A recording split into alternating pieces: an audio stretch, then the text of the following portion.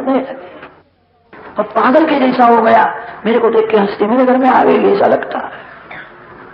उसने कहा, यह अमृत का घड़ा मैं आपको अर्पण करता हूँ। भगवान ने अमृत का घड़ा हाथ में ले लिया है। फिर पूछते, इसमें क्या है कि अमृत भरा है? अमृत के लिए झगड़ा होता है, आप परोसने के लिए आओ तो कोई झगड़ा नहीं करे। भगवान ने कहा, आपकी इच्छा हो तो मैं परोसने के लिए आऊंगी, किसी को ज्यादा मिले कम मिले कदाचित न मिले तो झगड़ा करना नहीं, कि आप परोसने के लिए आओ तो सभी हाथ जोड़ करके बैठे रहेंगे, जिसके भाग में हो उसको मिले, कोई झगड़ा नहीं करेगा, आप परोसने के लिए आओ।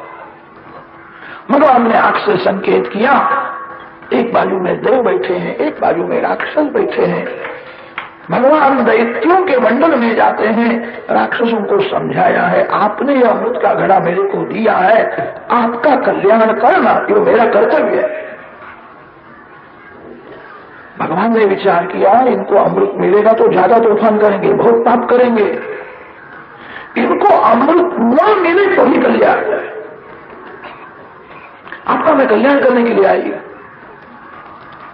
मेरे को यह अमृत आपको देने की इच्छा तो है। ये सभी देवलोग ताकते हैं, उनकी नजर अच्छी नहीं है, किसी की नजर का खाना नहीं चाहिए। मैंने ऐसा विचार किया है, इस घड़े में ऊपर ऊपर पानी के जैसा जो अमृत है वो देवों को दे देती हूँ, और नीचे जो माल रहेगा जो आपको मिलेगा, कबूल हो। वो होने के बाद विवेक रहता नहीं है। अमृत में कई दो भाग होते हैं, पानी के जैसा दूसरा होता है और माल कहीं दूसरा होता है। सभी को मोह हुआ था, अमृत मोहिनी नारायण देवों को देते हैं, निहारते हैं, दैत्यों को आंख में, केश में, मुख में मोहिनी है। सभी पागल के जैसे हो गए थे, हमको माल मिलने वाला है। सभी अमृत देवों को पिलाया है, फिर खाली घड़ा राक्षसों के पीछे फेंक दिया, खलास हो गया। मैं क्या करूं? चतुर्भुज नारायण प्रकट हो गए। राक्षसों को आश्चर्य हुआ है, इसने धोखा दिया। आज विष्णु साड़ी पहन करके आया था, हम इसको पहचान सके नहीं, मारो मारो। सब मारने के लिए तैयार हुए हैं। देवों को अमृत मिला था, अमृत से देवों की शक्ति बढ़ गई थी। राक्षसों का विनाश हुआ है, देवों को स्वर्ग का राज मिला है। युद्ध में जितने राक्षस मर गए थे सभी को शुक्राचार्य अस्ताचल पर्वत में ले गए हैं।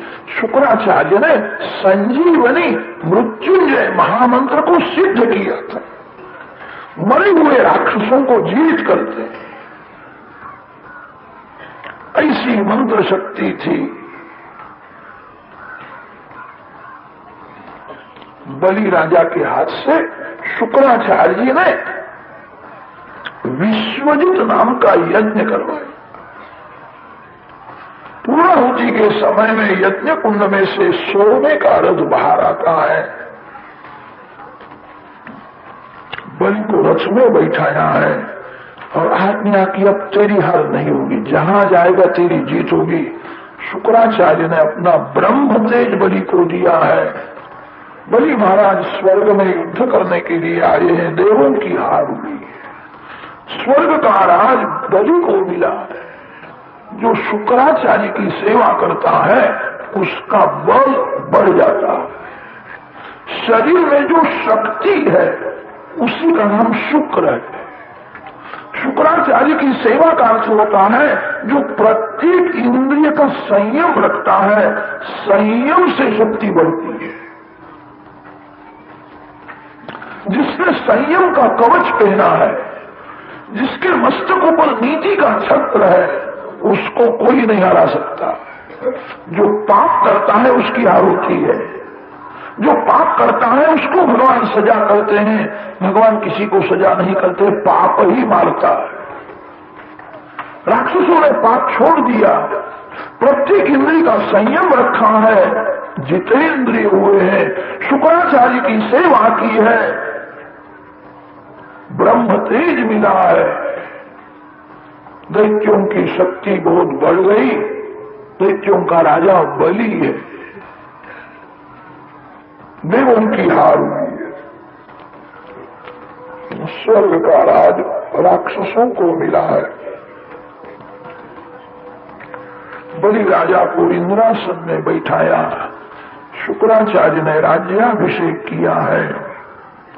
बलि राजा को कहा है 100 अश्वमेध यज्ञ तू करेगा तो स्वर्ग का राज तेरा हो जाए। 100 अश्वमेध यज्ञ करो। नर्मदा नदी के किनारे भूगच्छ नाम का तीर्थ है, वहां बलि महाराज को ले गए यज्ञ करते हैं। तम नर्मदायास्तटोत्तरे भवे यरुत्विजस्ते भृगुकच्छ संज्ञके प्रवर्तयन्तो मृगवः क्रतुत्तमम् यचक्षतारादुदितं यथा रविम्। बलि महाराज अश्वमेध यज्ञ करने लगे हैं। देवों की माता अदिति को दुख हुआ है। अदिति माता कश्यप ऋषि की सेवा करती है। कश्यप ऋषि ने कहा मांगो कि मेरे शत्रु का विनाश हो, देवों को स्वर्ग का राज मिले, ऐसी कृपा करो। कश्यप ऋषि ने कहा तेरे शत्रु दैत्य बलवान हुए, पाप नहीं करते हैं, उनका जीवन पवित्र है, सभी ने संयम रखा है। जो पाप नहीं करता उसको भगवान भी नहीं मानते। युद्ध में शत्रु का विनाश नहीं होगा, तेरे बालकों को स्वर्ग का राज मिले, ऐसा मैं तेरे को उपाय बताता हूँ। फाल्गुन महीना आता है, फाल्गुन महीने में पयो व्रत कर। फाल्गुन शुद्ध प्रतिपदा से द्वादशी तक वो पयो व्रत किया जाता है। व्रत करने वाला कोई फल भी न खावे, केवल दूध पर रहना। लक्ष्मी नारायण की स्थापना है, 16 मंत्र देते हैं, मंत्रों से पूजा करनी है। दिवस में 3 बार स्नान और 3 बार लक्ष्मी नारायण की पूजा है। स्नानम त्रिशवणं चरे। पूजा होने के बाद अग्नि में ओम नमो नारायणाय स्वाहा मंत्र बोल करके पायस की 108 आहुति देगी। रजस्वला स्त्री के साथ बोले नहीं, दिन भर नारायण का ध्यान करे, किसी जीव की हिंसा होवे नहीं, किसी की निंदा करे नहीं, रात्रि में नारायण का स्मरण करता हुआ सो जावे। विधि पूर्वक व्रत करने से भगवान प्रसन्न होते हैं। त्रयोदशी के दिन उद्यापन करना चाहिए। उद्यापन में गायों का दान करने से भगवान प्रसन्न होते। 1-2 गाय दान दो। गाय में सर्वदेवों का निवास है। विधि पूर्वक व्रत करो। अदिति ने कश्यप ऋषि को कहा है मैं अकेली व्रत नहीं करूंगी, आप भी करो। पति पत्नी एक विचार से भक्ति करते हैं तब भगवान जल्दी कृपा करते हैं। पति पत्नी दोनों का लक्ष्य एक होना चाहिए। एक पैसे के पीछे पड़ता है, एक परमात्मा के पीछे पड़ा है। घर में मतभेद होने तो किसी को शांति नहीं मिलती है। पति पत्नी का मन एक होना चाहिए। लग्न के समय में ब्राह्मण वेद मंत्र बोलते हैं, वेद मंत्रों में से यही अर्थ निकलता है।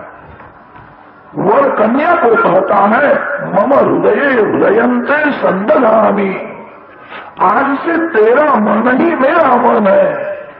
तुम 2 है, मन एक है।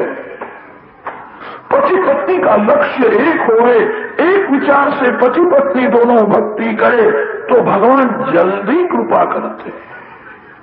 अदिति ने कश्यप ऋषि को कहा है मैं अकेली व्रत नहीं करूंगी, आप भी करो। 12 दिवस का पयोव्रत किया है। त्रयोदशी के दिन उद्यापन किया है। रात्रि में प्रसाद ग्रहण करके अदिति माता सो जाती है। तब स्वप्न में नारायण का दर्शन हुआ। स्वप्न से मन की परीक्षा होती है। दिवस में मन कैसा है खबर नहीं पड़ती है, प्रवृत्ति कुछ करता रहता है। मन की परीक्षा रात्रि के समय में होती है। निवृत्ति के समय में मन कहा जाता है।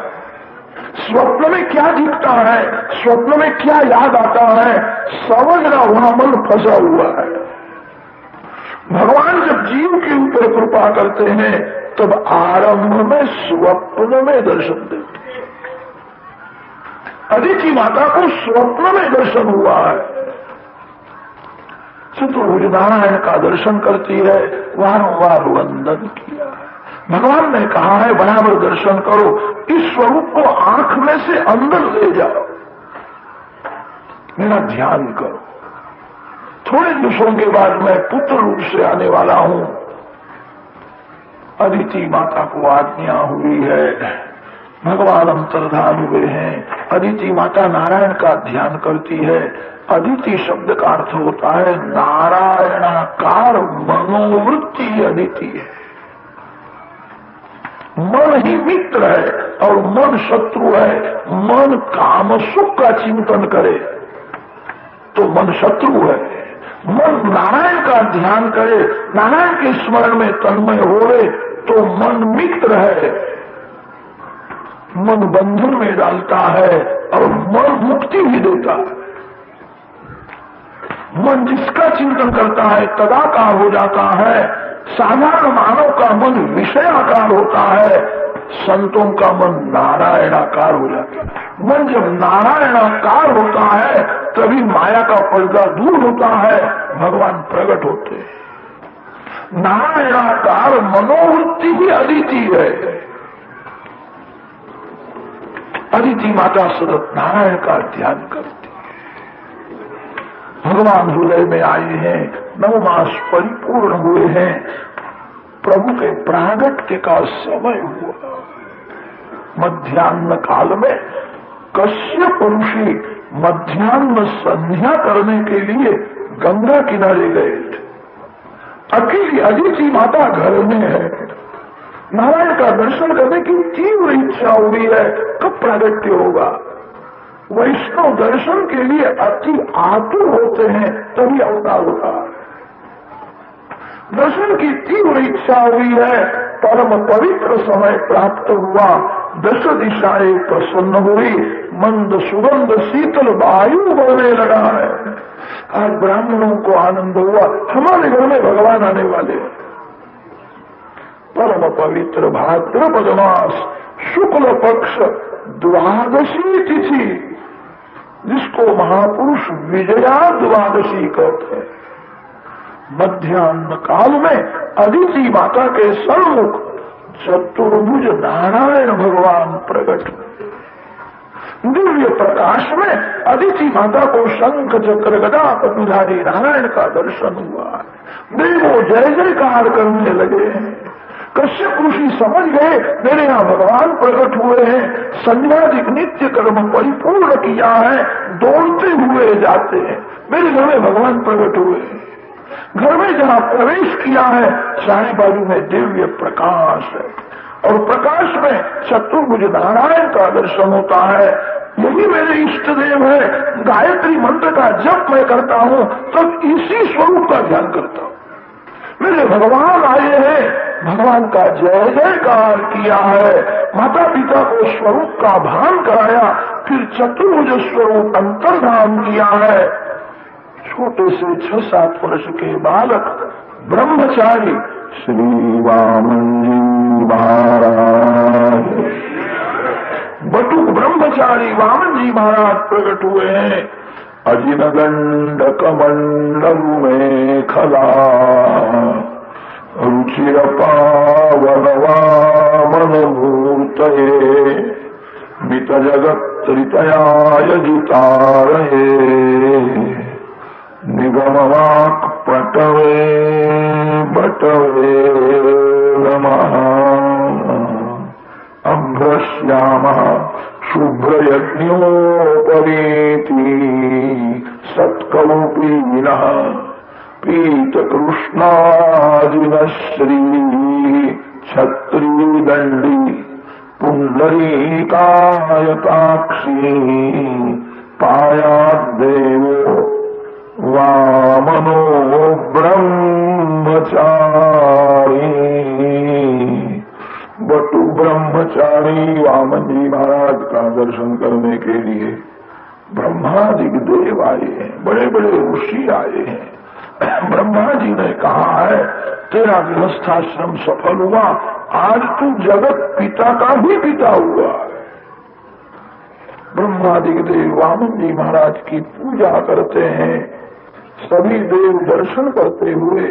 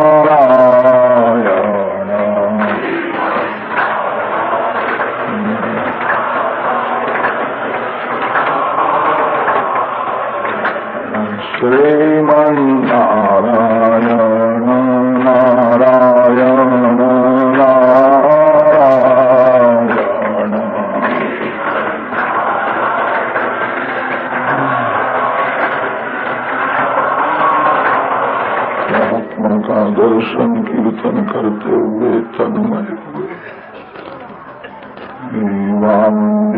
महाराज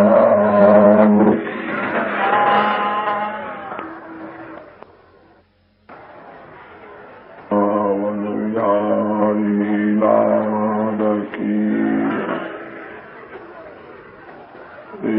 गोमती गंगा मैया की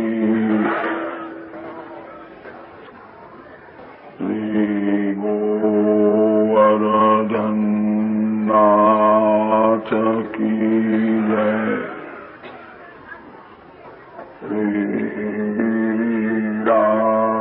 राजधरण की जय।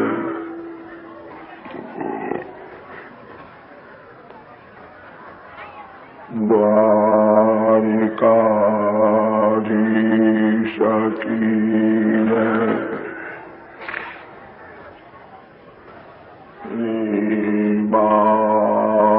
बालकृष्ण लाल की जय। सद्गुरुदेव की जय।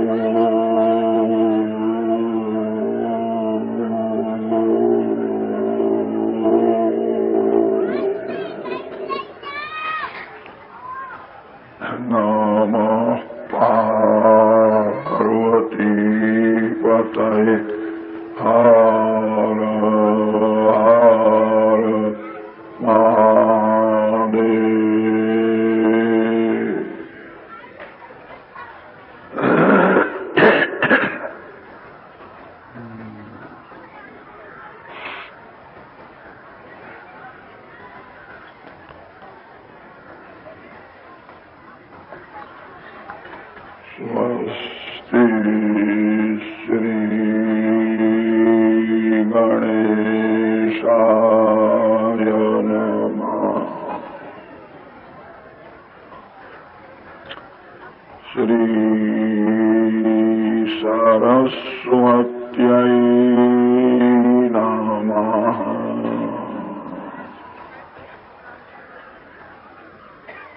श्री गुरुभ्यो नमः।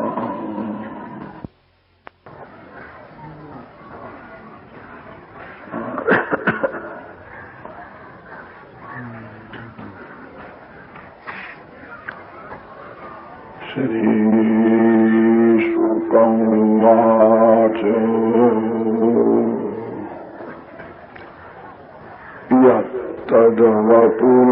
यत्तद्वपुर्भाति विभूषणायुधैः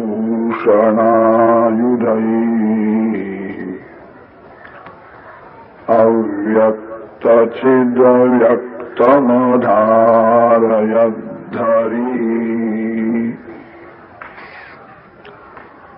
बभूवते नैव समामनो बटुः सम्पश्यतोर्दिव्यगतिर्यथा नटः।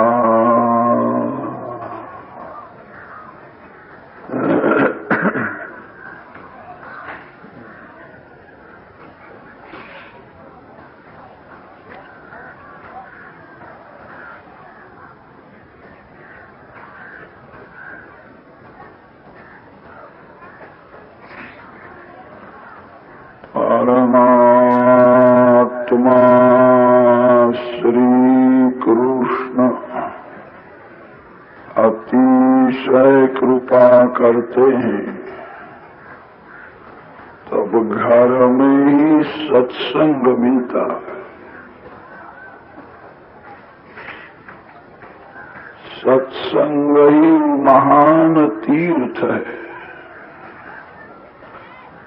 सत्संग तीर्थ में मन की भी शुद्धि होती है। सत्संग करने से स्वदोष का भान होता है। मानव में बहुत से दुर्गुण हैं। मानव को अपने दुर्गुण सद्गुण के जैसे लगते हैं।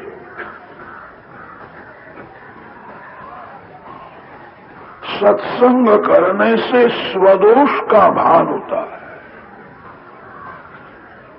सत्संग में मन की शुद्धि होती है। गृहस्थाश्रम भक्ति में बाधक नहीं है, साधक है।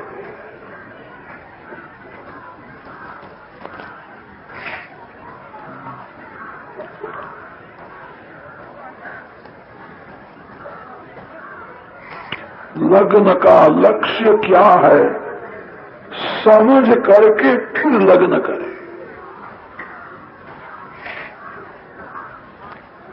लग्न काम का विनाश करने के लिए।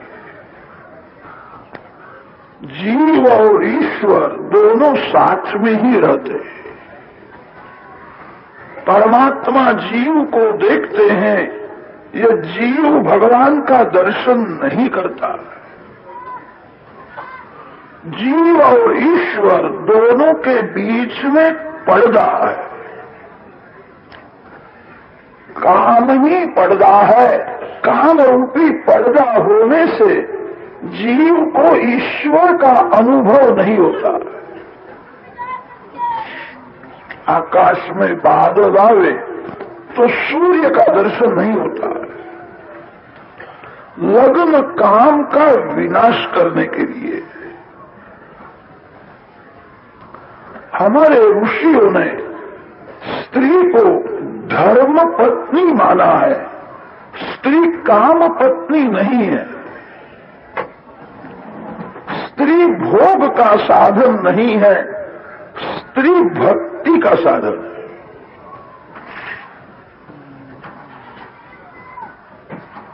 पति पत्नी एकांत में थोड़ा सत्संग करे, एकांत में ध्यान करे, एकांत में कोई पवित्र ग्रंथ का वाचन करे, एकांत में भगवान के नाम का जप करे। एकांत में ही मन बिगड़ता है। एकांत में ही पाप होता है। बिगड़े हुए मन को एकांत में ही सुधारना है। पति पत्नी का पवित्र संबंध परमात्मा के लिए हुआ है। शास्त्रों में कहीं कहीं संन्यास का वर्णन बहुत किया है। भगवान के लिए संसार के सर्व सुख का जो न्यास त्याग करता है, ऐसे विरक्त साधु सन्यासी महात्मा नारायण का स्वरूप है, वंदनीय है। सन्यासी महात्मा ब्रह्म चिंतन करते हुए ब्रह्म रूप होते हैं। अच्छा है। गृहस्थ आश्रम में तो ऐसी शक्ति है, गृहस्थ ब्रह्म को बालक बनाता है। किसी साधु सन्यासी के मठ में, आश्रम में भगवान का कोई भी अवतार हुआ नहीं है। भगवान के सभी अवतार गृहस्थ के घर में हुए। सन्यासी महात्मा तो ब्रह्मरूप होते हैं, गृहस्थ ब्रह्म का पिता भी हो सकता है। गृहस्थाश्रम में ऐसी दिव्य शक्ति है, पति पत्नी धीरे धीरे संयम को बढ़ावे, भक्ति को बढ़ावे, पवित्र जीवन होए तो परमात्मा उनके यहां पुत्र रूप से प्रकट होते। गृहस्थाश्रम में कैसी शक्ति है, गृहस्थ परमात्मा का भी पिता हो सकता है। परमात्मा तो सबसे बड़े हैं, सबके पिता है। गृहस्थाश्रम में ऐसी शक्ति है, जगत पिता का भी वो पिता हो सकता है।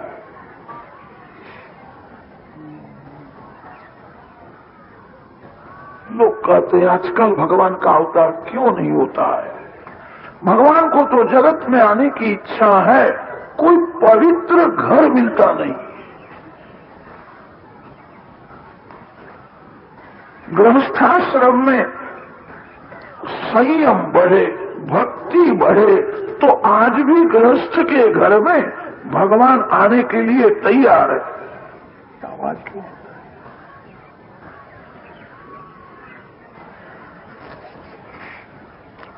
यत्तद्व पूर्वाति विभूषणायुधैः अव्यक्तचिद्व्यक्तमधारयद्धरिः बभूव तेनैव समामनो बटुः सम्पश्यतोर्दिव्यगतिर्यथा नटः।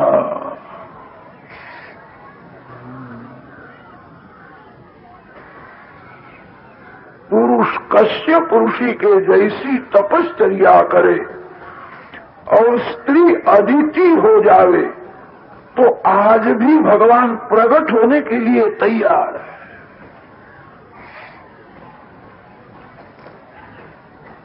कश्यप ऋषि बड़े तपस्वी है। थोड़ा विचार करो, भगवान का अवतार होता है, इसका क्या अर्थ है? जहां भगवान नहीं है वहां भगवान आकर के खड़े हो जाते हैं। ऐसी कोई जगह ही नहीं है जहां भगवान न हो। भगवान तो सर्वकाल और सर्व में विराजमान है। लकड़ी में अग्नि है, लकड़ी में अग्नि गुप्त है। सर्वव्यापक भगवान लकड़ी में अग्नि के समान गुप्त है। अंदर बाहर सर्वत्र भगवान की ही सत्ता है, तो भी जीव दुखी है। अंदर बाहर सर्वत्र भगवान है तो भी जीव पाप करता है।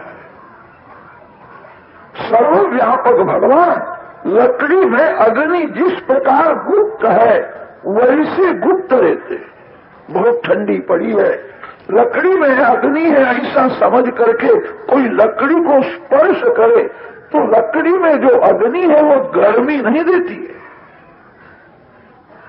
लकड़ी में जो अग्नि है उसका उपयोग करना हो तो लकड़ी के ऊपर अग्नि रखो।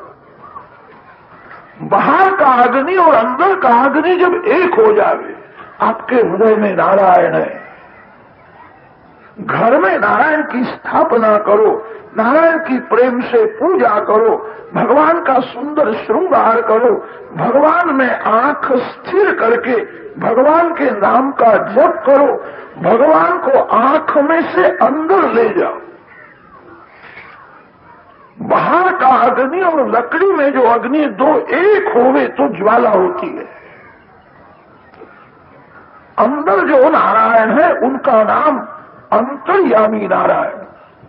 आप घर में जिस नारायण की पूजा करते हो उनका नाम है अर्चा स्वरूप नारायण। अर्चा स्वरूप और अंतर्यामी स्वरूप दोनों जब एक हो जाते हैं, बाहर का अग्नि और लकड़ी का अग्नि दोनों जब एक हो जावे तो ज्वाला होती है। अदिति बनो, अदिति शब्द का अर्थ होता है नारायणाकार मनोवृत्ति ही अदिति है। मन जिसका चिंतन करता है तदाकार मन हो जाता है। भगवान ने खराब विचार करने के लिए मन नहीं दिया है, भगवान ने पाप करने के लिए मन नहीं दिया है। शिवो न सुमना भवा तन्मे मनः शिव संकल्पमस्तु, पवित्र विचार करने के लिए भगवान ने मन दिया।